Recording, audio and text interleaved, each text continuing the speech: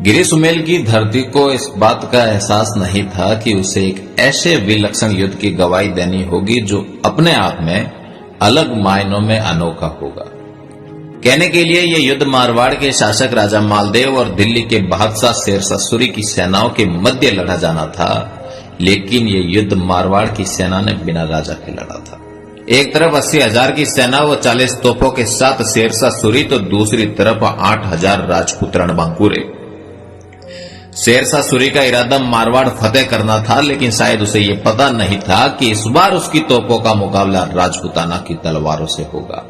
इन तलवारों के बारे में कहा जाता है कि एक बार तलवार मयान से निकली तो ये दुश्मनों का सिर काटकर ही मयान में जाती है, अन्यथा वीर योद्धाओं के साथ सदैव सदैव के लिए मातृभूमि की गोद में फना हो जाती है।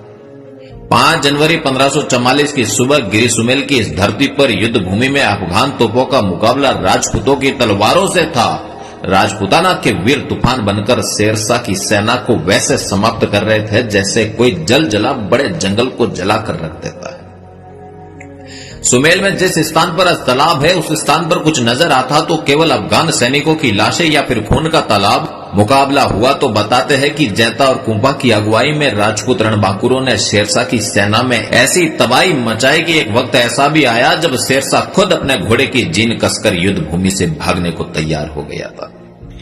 इस युद्ध में जीत भले ही शेरशाह सूरी की हुई हो, लेकिन इतिहास में जैता जी, कुंपा जी, पंचायन जी, खींवकरण जी, अखिरराव जी सोनगरा, अखिरराव जी देवड़ा जैसे हजारों वीरों की वीरता हमेशा हमेशा के लिए अमर हो गई।